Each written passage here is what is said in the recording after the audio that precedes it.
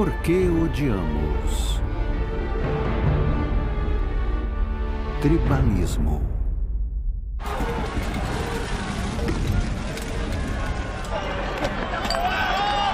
Não estamos com a Hillary Clinton, estamos com o Trump e os militares. Senhora. Fora! Há uma série de situações que nos fazem odiar outros grupos. Nem pensem em vir aqui para nos tornar um país muçulmano. Isso não vai acontecer. Dependendo dos fatores envolvidos, nós podemos acabar enxergando outros grupos como inimigos. Como seres humanos, costumamos dividir o mundo em nós contra eles. Classificamos as pessoas com base na sua religião, sua raça ou seu partido político. E não é só que pensamos, essa pessoa é como eu e a outra é diferente. Nós construímos toda uma estrutura ideológica e simbólica para acompanhar essa categorização. Nós queremos valorizar nossa tribo. Nós vamos reconquistar os Estados Unidos da América. Laurie Santos, começando tomada 1. Oi, tudo bem? Eu sempre me interessei pelas pessoas e em compreender a forma como elas se comportam e no que elas fazem. Quando descobri que havia uma área chamada Ciências Cognitivas que tentava entender como a mente funciona, eu pensei, é a melhor área possível, porque é um campo interessante e também pode ser um campo muito útil.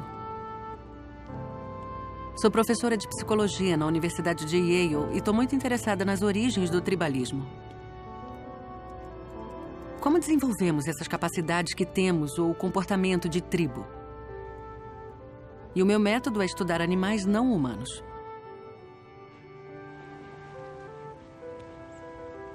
Caio Santiago é uma ilha peculiar, porque ela abriga toda uma população de macacos rezos. Podemos ir à ilha para estudar o comportamento natural desses macacos. Os indivíduos pertencem a determinados grupos e esses grupos parecem não se dar muito bem entre si. Pertencer a um grupo determina o acesso deles a um determinado alimento ou fonte de água.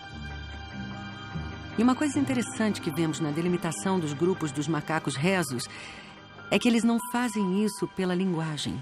Eles não se rotulam uns aos outros como democratas ou republicanos, brancos ou pretos, judeus ou gentios. A forma de diferenciação de nós contra eles é bastante básica nesses macacos, na falta da categorização sofisticada que nós temos como humanos. Isso mostra que as raízes do nosso comportamento grupal são bastante primitivas. Eu acho que entender o tribalismo é muito importante, em parte devido às suas implicações. As nações são construídas com base nesses fundamentos. Essas são as distinções e diferenciações sobre as quais as guerras são travadas. Se não entendermos o mecanismo simples do porquê separamos as pessoas em diferentes grupos, nunca seremos capazes de solucionar os grandes problemas com que nos deparamos hoje e com que temos nos deparado em toda a história. Na década de 1950, o xerife e seus colaboradores realizaram um experimento bastante famoso. O que o xerife fez foi reunir um grupo de garotos de 12 anos e criar uma espécie de imitação de acampamento de verão, num lugar chamado Roberts Cave, em Oklahoma. Hoje, nós começamos o experimento. O xerife estava interessado na forma em que o nosso comportamento como indivíduos é estruturado pelo pertencimento a um grupo. Dissemos aos integrantes de ambos os grupos que haveria uma série de competições ou gincanas. Imediatamente, eles começaram a brigar entre si e, no desenrolar da competição, passaram não só a gostar que coisas ruins acontecessem com o outro grupo, mas os garotos começaram a contribuir ativamente para que coisas ruins acontecessem com o outro grupo. Depois de uma competição de cabo de guerra, um grupo pôs fogo na bandeira de outro. Os garotos começaram a saquear os alojamentos uns dos outros. Aconteceram coisas muito ruins envolvendo danos à propriedade e ferimentos nos adversários. O experimento analisou a maneira como as relações entre as pessoas podem se deteriorar. Apesar de acharmos que o nosso comportamento seja determinado pela nossa individualidade, há uma série de condições que nos influenciam o tempo todo, seja no trabalho ou em casa, na nossa comunidade, em que não são as nossas psicologias pessoais que determinam o nosso comportamento, mas sim os grupos, a coletividade, as tribos a que pertencemos. Isso também mostra a rapidez com que o ódio entre grupos pode se manifestar assim que competem por qualquer coisa.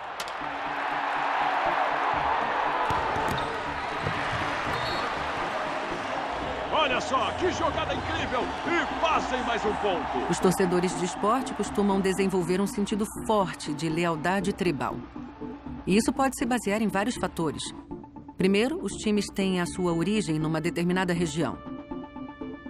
Então, os Red Sox são de Boston, os Yankees são de Nova York. Eles usam símbolos de filiação tribal. Basicamente, todos os procedimentos que os times usam têm origem no tribalismo.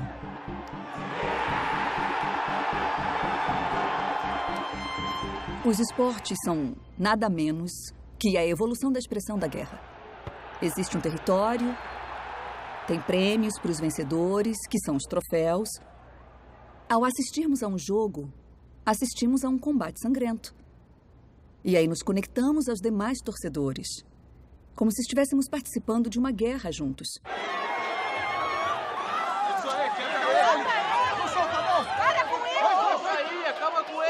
E os laços também se estreitam muito. Nós estamos na final do campeonato com um clássico de pegar fogo. Hoje, o Tottenham enfrenta o Arsenal. O Tottenham é como a minha família. Os meus 2 avós tinham cadeira cativa. Eu cresci no estádio. Para mim, foi natural torcer por eles. Van der Vaart, 3-3, que golaço! Se eu me cortar, não vai sangrar vermelho. Vai ser azul e branco. Desde que os torcedores se lembram, o Tottenham sempre esteve à sombra do seu vizinho do norte de Londres, o Arsenal. Eu me tornei torcedor do Arsenal aos 8 anos e tem sido um caso de amor desde então. Existe uma ligação que não tem igual em outros aspectos da vida. A gente perde a identidade como indivíduo e se torna um. Ir ao estádio e ver o meu time ganhar troféus é tão bom quanto ver os meus filhos nascerem. É uma longa rivalidade agora. Eu acho que já é uma coisa que existe muito antes de eu nascer, mas o ódio nunca acaba. É isso aí, cara. Eu já tomei pau de um torcedor do Tottenham quando eu tinha, sei lá, 17, 18 anos na Rua Market. Tinha um grandalhão bem na minha frente. Ele perguntou, você quer levar uns chutes na sua cabeça? Eu falei, cara, essa aí não é uma pergunta muito inteligente, né? Aí ele me bateu com tudo. A condição para pertencer a um grupo é não gostar do outro grupo. E é assim que acontece entre o Tottenham e o Arsenal. Não tem uma explicação racional. É tipo o ódio cego.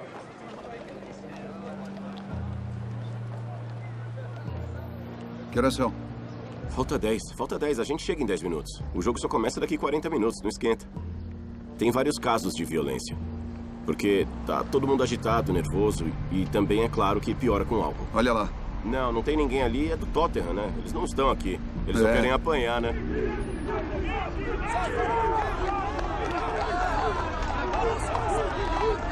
Se você coloca tudo isso junto, não precisa de muito para alguém estourar. Tá todo mundo de pavio curto.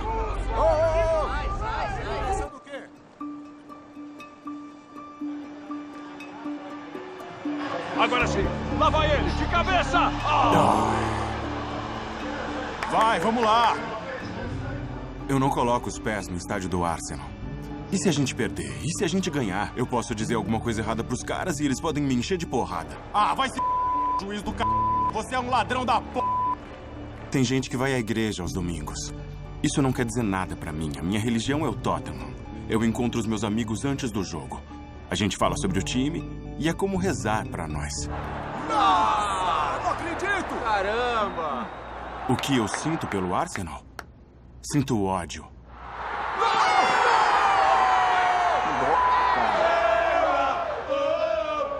Esses caras são uns ratos. São todos uns ratos.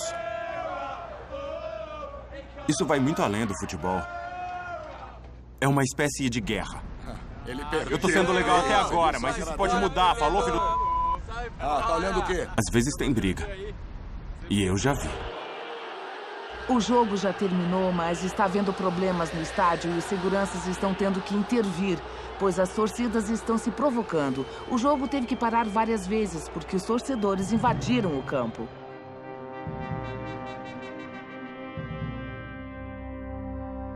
O tipo específico de comportamento grupal e intergrupal que eu estudo é chamado de fusão de identidade, em que ocorre uma espécie de ligação extrema em que a identidade individual é completamente integrada à identidade do grupo. O comportamento do indivíduo serve para proteger e defender o grupo. E o que descobrimos sobre torcedores é que essa ligação é tão poderosa quanto os soldados que estão em batalha juntos. Eles podem morrer uns pelos outros. Nós achamos que isso pode estar relacionado com um tipo de comportamento que era essencial para a nossa sobrevivência quando vivíamos em comunidades fechadas no nosso passado ancestral. Nós precisávamos de comunidades que fossem confiáveis. Então, no caso de uma partida de futebol, que pode ser horrível e assustadora, o que percebemos é que o grupo se une porque é ativado nos torcedores esse mecanismo ancestral que diz: esse grupo é muito importante e ele pode me proteger. E quando vem outro torcedor ameaçado, eles sentem como um ataque pessoal. E já houve mortes. Eles não são violentos em nome do esporte, mas em nome do amor pelos seus companheiros. Se tem uma coisa em que a maioria dos norte-americanos parece concordar sobre a nossa política, é que ela está bem agressiva. Eu nunca vi o país tão dividido durante toda a nossa profissão.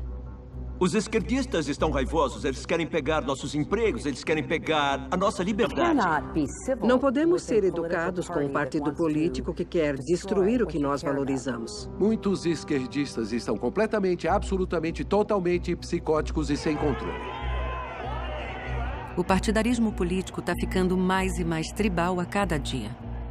A distância entre o nós e o eles no nosso país está ficando maior e estamos desenvolvendo um lado mais perigoso do tribalismo. Que é, hein? Vai a merda! Por que uma simples discussão política se tornou tão acirrada? Quando olhamos a política, vemos um tribalismo parecido com o que existe nos esportes, porque ele possui os mesmos elementos psicológicos, mas com algumas outras particularidades. Na política, as nossas filiações são, pelo menos em teoria, baseadas em nossos ideais. O Partido Republicano tem a ver com os meus valores. Mas essas filiações nos induzem a acreditar em mais coisas. Não há dúvidas que o Obama quer matar bebês. Isso quer dizer que as tribos que pertencemos pela política podem ser ainda mais poderosas do que as tribos formadas pela filiação a clubes esportivos. Nós estamos a uma semana das eleições legislativas com o futuro do Congresso em jogo. Essa é uma grande disputa, não só aqui na Flórida, mas em todo o país. Votem contra! Votem contra! Votem contra! Queremos ver vocês na votação, hein? Eu me considero uma democrata progressista. Vocês estão prontos para votar? Os republicanos estão fazendo o possível para passar uma mensagem de ignorância, mentiras, ódio. A direita quer o controle absoluto, a aniquilação de quem não se parece, fala ou pensa como eles. Esse partido que está aí agora não é o Partido Republicano. Ele é muito mais próximo a algo como o Partido Nazista.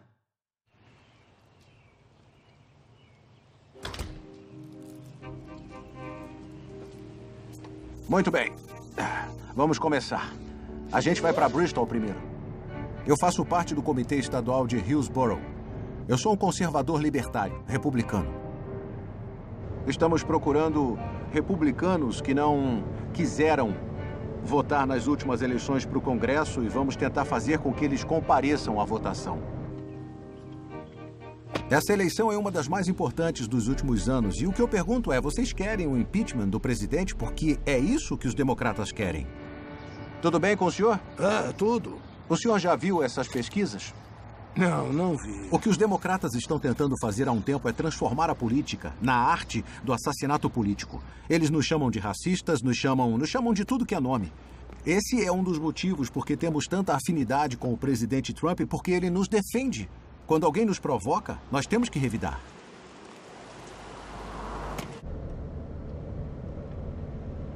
Os republicanos só repetem as palavras do Trump, que somos do mal.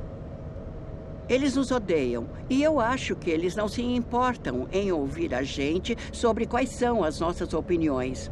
Não tem como a gente conversar e ter uma discussão séria usando fatos que podem fazer alguma diferença. Tem que pôr isso na panela. Bem-vindos. Sejam todos bem-vindos. Não consigo imaginar um trabalho que eu quisesse menos do que ser um candidato eleito para o Congresso na situação política atual.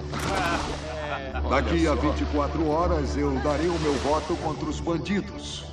Espero que vocês também. E aí, tudo bem? E aí?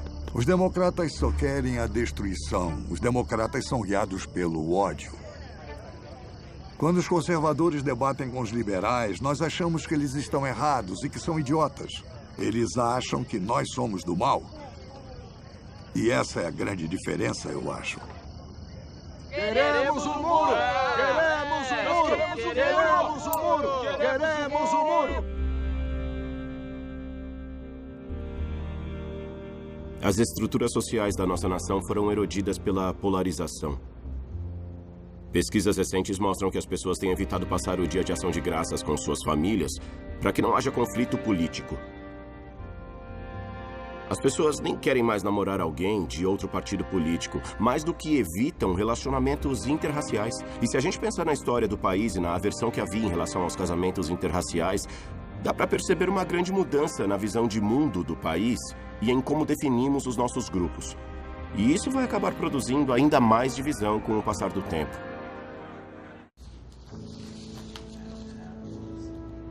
Nós vimos como a psicologia tribal influencia a estrutura política partidária. Mas o que faz com que a gente se identifique com uma determinada linha política ou outra?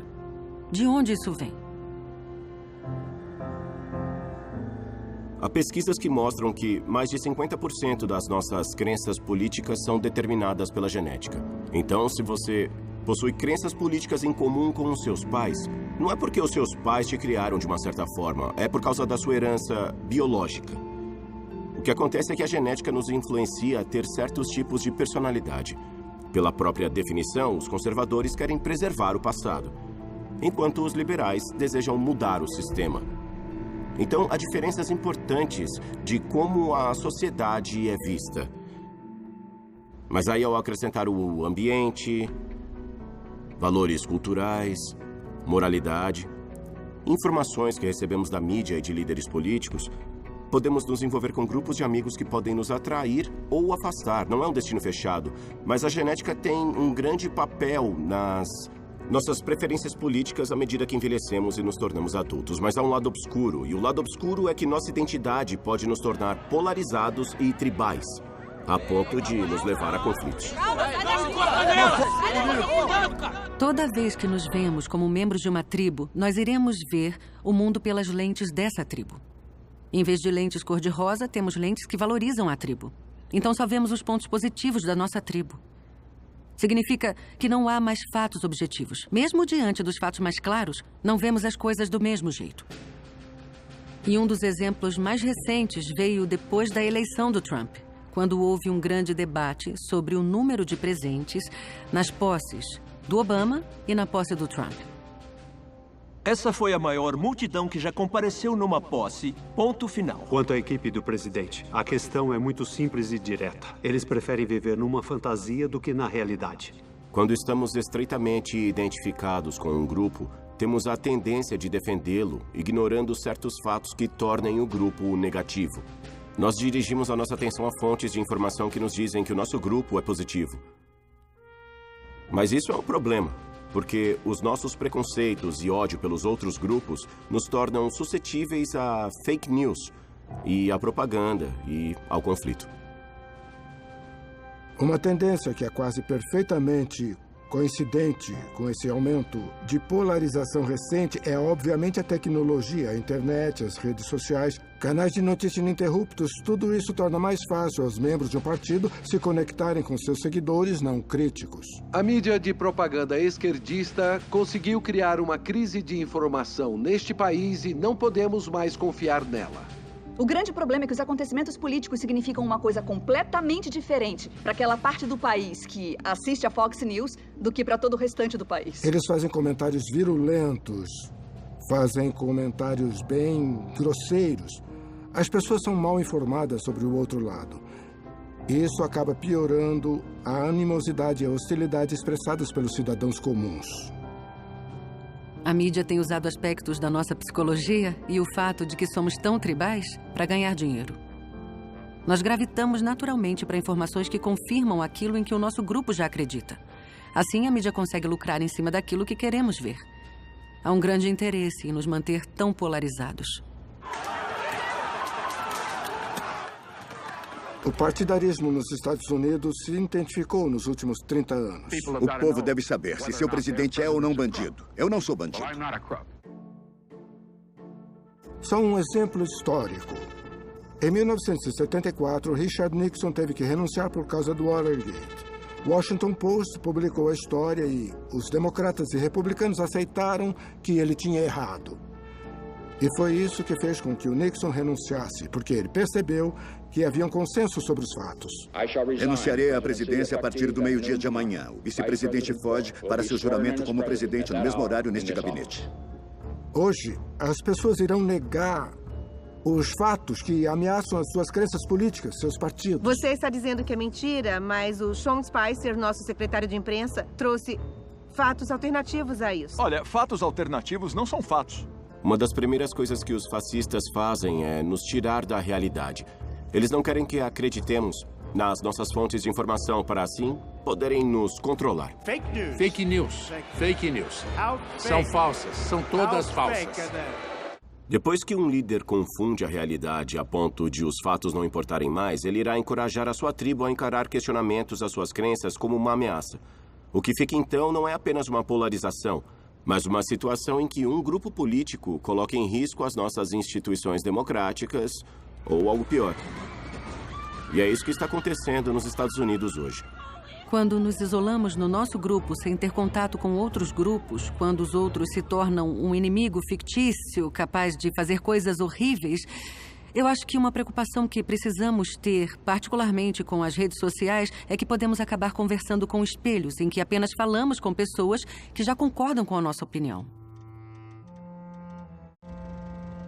Temos começado a ver várias pesquisas que mostram que o Facebook e as outras redes sociais fazem com que busquemos conforto e segurança na nossa identidade partidária, o que significa que ficamos mais suscetíveis à ideia de que seguidores de outros partidos seriam não só pessoas más, mas uma ameaça pessoal. E isso justificaria ações extremas para mantê-los fora do poder. Os algoritmos nos trazem os conteúdos capazes de eliciar uma maior identificação. Todos os conteúdos que tocam emoções negativas ou primitivas, como a raiva ou o medo, qualquer coisa que nos leve a um sentido de tribalismo. Sabemos que as pessoas que se isolam dentro de seus próprios grupos tendem a ficar com opiniões mais extremadas e mais temerosas e hostis em relação aos que não fazem parte de seus grupos. Os algoritmos do Facebook não são bons ou maus em si. A ideia é muito simples, certo? Dar às pessoas o conteúdo que elas desejam ver. Mas acontece que temos tendências e instintos básicos que a sociedade moderna deveria ajudar a controlar e ajudar a monitorar. Mas os algoritmos do Facebook são perfeitamente projetados para contornar as instituições que deveriam nos monitorar, deixando nossos instintos completamente à solta.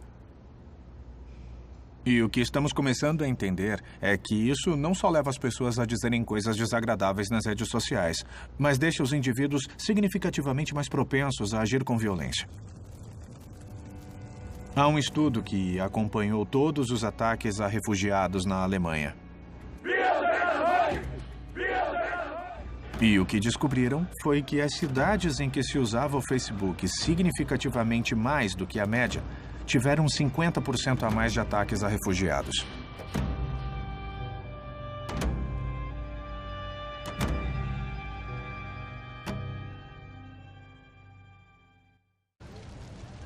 No centro de Myanmar, muçulmanos foram atacados por uma multidão furiosa de budistas que costumavam ser pacíficos. E em Myanmar, onde todos usam o Facebook como a sua fonte principal para se inteirar das notícias, o Facebook foi fundamental para o desenrolar de um genocídio brutal. No início de 2016, um budista radical de extrema-direita chamado Virato postou o estupro encenado de uma mulher budista por um grupo de homens muçulmanos para fazer com que a maioria dos budistas achasse que estava sob uma ameaça terrível dos muçulmanos. Acho que o vídeo foi visualizado por mais de 100 mil pessoas até ser retirado. E as pessoas realmente acreditaram naquilo. Os budistas saíram e se revoltaram quase que imediatamente. E isso realmente ajudou a abrir o caminho para o genocídio contra os Rohingyas, que eram uma minoria muçulmana que vivia no oeste do país em 2017 e 2018. Como a maioria dos muçulmanos é extremista, nós temos que fazer o possível para proteger o nosso país.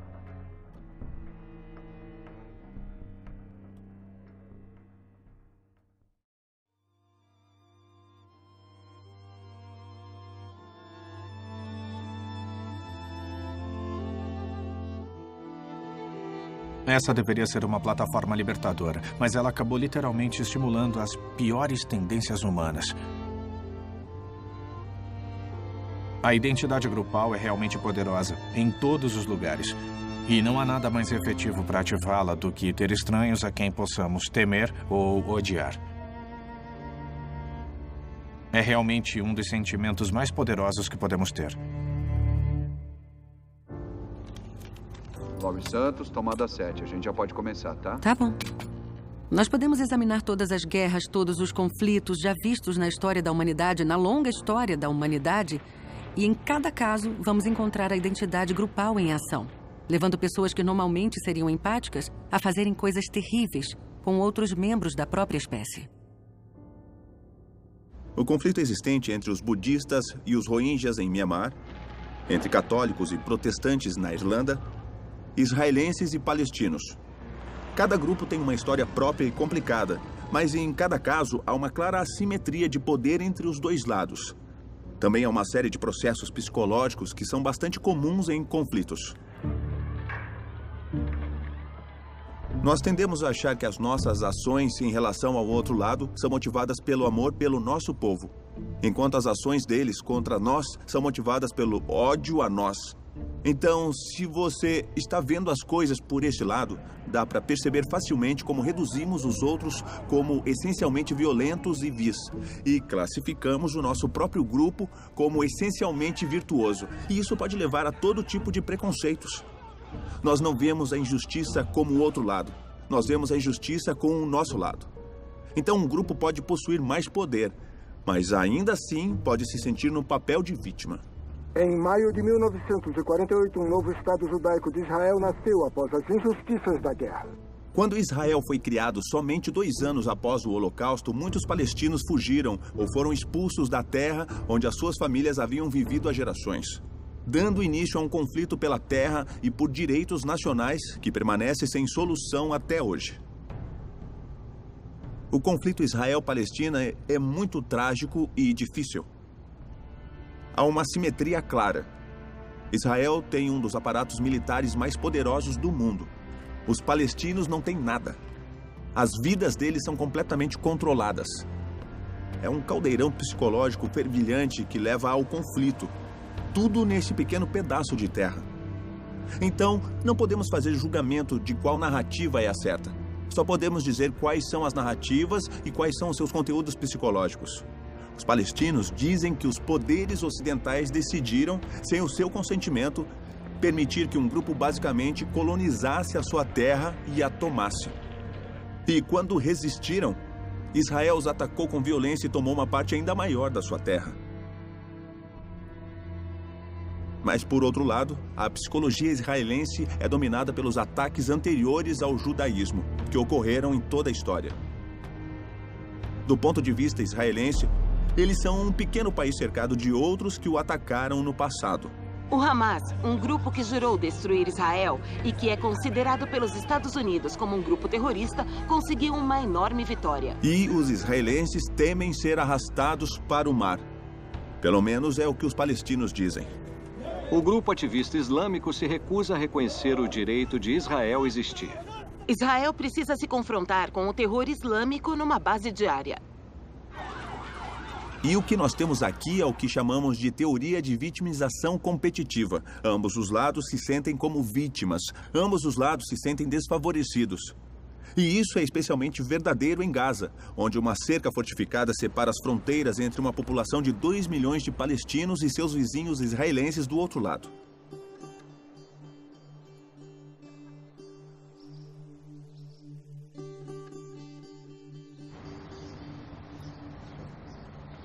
Estamos em Netiv Hassarah, uma vila agrícola. Ela é a cidade mais próxima da faixa de Gaza. A gente chegou aqui em 1982 e há mais de 12 anos eu tenho vivido sob uma ameaça constante. Ali à esquerda, lá longe no horizonte, lá é a cidade de Gaza. E esse é um dos muros que nos separa de Gaza. Mísseis, foguetes e morteiros. Retaliações e mais retaliações, e guerras e mais guerras. Cada uma pior do que a outra. E mais adiante está o quartel-general do Hamas. E a gente escuta o Hamas treinando ali dia e noite.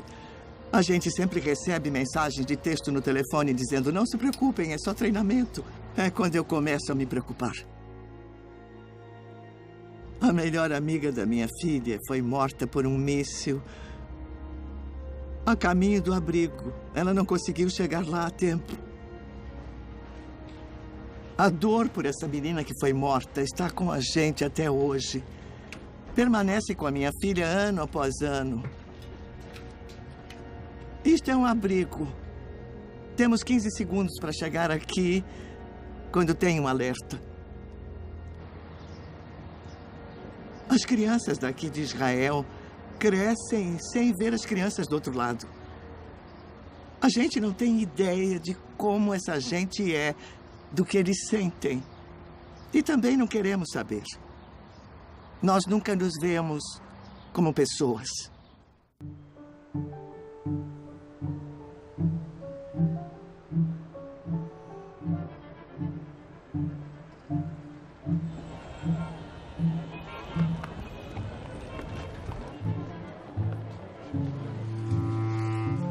É isso que você quer? E aí, vamos ver quanto custa? Viver em Gaza é como estar morto numa sepultura. É uma prisão sufocante. Eu descrevo nossa vida como apenas dor e sofrimento. A nossa situação é incerta, não temos nenhuma esperança de futuro. Essa foto foi tirada em 1995. E eu tinha menos de 1 ano de idade. Essas fotos representam toda a minha vida. São as lembranças que me restaram. É claro que também aconteceram muitas tragédias. Essa foto foi tirada no casamento do meu irmão. Uma tragédia aconteceu em 2006. O meu irmão foi morto pelos invasores. Que a sua alma descanse em paz. Isso foi resultado de um ataque brutal por um míssil contra os cidadãos daqui. 2006 foi um ano de muita dor e de muito sofrimento para a minha família. A gente ainda tira fotos, a gente ainda cria lembranças, a gente ainda continua tentando viver bem.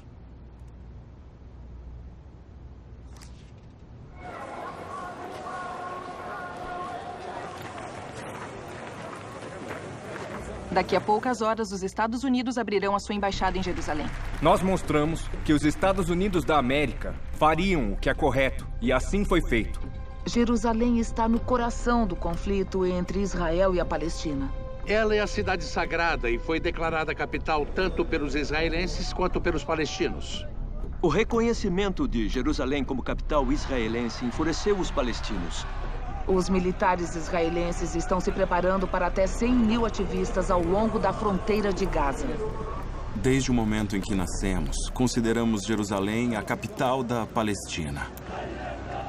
Hoje, o governo dos Estados Unidos considerou Jerusalém a capital da ocupação israelense. Uma multidão de palestinos veio protestar aqui hoje para mostrar nossa indignação.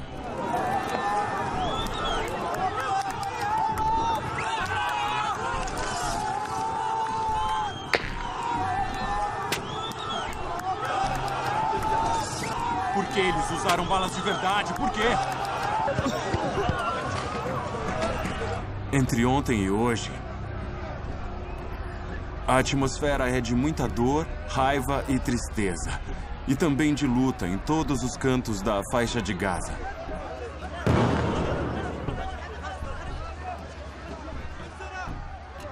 No dia da mudança da embaixada dos Estados Unidos, o número de vítimas dos dois lados foi extremamente desproporcional. Como os militares israelenses acharam razoável responder com tanta força? Eu acho que essa situação é um bom exemplo do tribalismo ao longo do tempo. E como o resultado final pode ser tão irracional. A vitimização irá depender de quando começarmos a narrativa. Se começarmos com a história da matança desproporcional de palestinos que estavam protestando, estabelecemos que o relógio se inicia aí e vamos julgar a partir disso. Entretanto, os israelenses diriam, bom, por que vocês não iniciam o relógio no Holocausto? E partindo dali, vamos ver o que vocês irão dizer. Há uma mentalidade clara de que, como houve um tempo no passado em que os judeus não se uniram para se proteger enquanto grupo, eles acreditam que não podem cometer o mesmo erro de novo. A psicologia da vitimização, do medo e da ameaça é tão forte que somos capazes de ignorar algo obviamente terrível que o nosso grupo possa ter feito. E essa é a verdade em todos os conflitos. A psicologia tem a ver com a percepção e não tem nada a ver com a realidade. Então, a gente pode ter um grupo com muito poder, mas com um perfil psicológico de vítima. É só usar um pouco de parcialidade. O que significa que só vamos nos atentar às evidências que reforçam o nosso lado e ignoramos as evidências que reforçam o outro. Aí acrescenta-se a mídia, acrescenta-se os políticos que usam de todos os meios para fomentar conflitos como o medo do outro, o exacerbamento do tribalismo, e aí o resultado é previsível. Nós passamos por vários conflitos na história. Depois de muitos anos, muitas décadas e milênios, ainda existem os mesmos tipos de discórdia. E ao analisar, vemos que sempre temos dois grupos no contexto de desigualdade estrutural. Eu acho que o que vemos na faixa de Gaza também pode ser visto no contexto da política racial dos Estados Unidos. Porque não são duas tribos lutando em condições de igualdade. Isso faz com que o problema seja ainda mais difícil de resolver, muito mais complicado. Uma vez que dividimos o mundo entre nós e eles, estaríamos presos a essas categorias? Será que um dia conseguiremos redefinir as nossas divisões tribais? Se a gente examinar o experimento de Roberts Cave, o xerife e seus colaboradores levaram os garotos a adotarem identidades grupais e iniciarem conflitos tribais. Num contexto de rivalidade intergrupal, o que se viu foi um aumento da tensão intergrupal que levou ao ódio entre os grupos. Garotos que no começo do estudo eram jovens educados, civilizados, acabaram se tornando pessoas odiosas. O xerife estava interessado numa questão. Será que poderíamos transformar esses grupos rivais em grupos unidos ou, em outras palavras, em grupos pacíficos entre si? E o que ele fez para conseguir seu intento foi criar o que ele chamou de objetivos superordenados, em que nenhum grupo conseguiria atingir os seus objetivos sem colaborar um com o outro. Eles colocaram pedras dentro de um dos mananciais de água onde os garotos enchiam os cantis e eles tiveram que arrumar um jeito de tirar as pedras de lá. Eles tiveram que trabalhar juntos. E no final, trabalharam tão bem juntos que os meninos formaram uma linha de trabalho para tirar as pedras do manancial. A aparição desses objetivos interdependentes fez com que a hostilidade e rivalidade anteriores fossem vencidas e os meninos acabaram amigos de novo. Esse experimento mostrou como as filiações tribais podem aparecer mas também como o contexto certo pode fazer com que elas sejam vencidas. Que guerra curiosa em que homens que eram inimigos poucos meses antes terminam marchando lado a lado. Outro ótimo exemplo de uma coisa que pode juntar grupos distantes é uma ameaça comum. Isso pode ser visto facilmente no contexto histórico, como nas 2 guerras mundiais em que havia países que previamente não se davam bem, com uma ameaça comum, de repente todos trabalhavam juntos. Apesar da categorização das pessoas como nós e eles ser uma parte fundamental da mente humana, nós temos bastante controle sobre como encarar essas categorizações. E, na realidade, essas categorias tendem a ser bastante flexíveis. O que nós queremos? Justiça! Um exemplo atual é uma união democrática de torcedores de futebol. Nossas ruas! De quem são as ruas? Nossas ruas! Os torcedores britânicos de futebol são famosos pela sua enorme rivalidade, que geralmente acaba em violência. Mas em 2017, depois de uma série de ataques terroristas no Reino Unido, torcedores de times rivais se juntaram. Eles pensaram na época, hey, nós temos um inimigo em comum. Nós não queremos ser exterminados por extremistas islâmicos. Agora chega! Esse é o nosso país! Agora chega! Isso aí! As rivalidades remontam a quando o futebol começou neste país. Mas as tragédias que aconteceram mexeram alguma coisa em nós, que somos torcedores fanáticos de futebol, que não mudamos de time, mas nos juntamos sob um único propósito, num objetivo comum. Dezenas de milhares de pessoas compareceram às últimas 2 demonstrações, mas apesar da sua mensagem de unidade, eles estão sendo acusados de usar mensagens racistas. Lixo nazista! Fora daqui! Lixo nazista! Fora daqui! O que vemos nesse caso são tribos que estavam previamente separadas se juntarem num objetivo comum. Mas às vezes esse objetivo comum pode ser tão racista e medonho como as fronteiras tribais que vimos antes. Inglês até a morte, cara! Nossa psicologia tribal pode ser influenciada por muitos fatores diferentes que podem fazer com que vejamos os outros como aliados ou inimigos. Mas uma coisa boa é que, como temos categorias que são flexíveis, que podem ser transformadas no caminho, há espaço para melhora. Há espaço para vencer o ódio e o tribalismo, mesmo em alguns dos piores contextos. Mas o lado triste é que a nossa psicologia grupal evoluiu para vencer as ameaças. Só que essas ameaças não precisam ser reais. Às vezes elas são completamente inventadas, são parte de uma propaganda, mas mesmo assim são percebidas como ameaças, mesmo sendo falsas. Elas podem fazer com que nossas fronteiras tribais se modifiquem. Às vezes de uma forma boa, às vezes de uma forma bem ruim.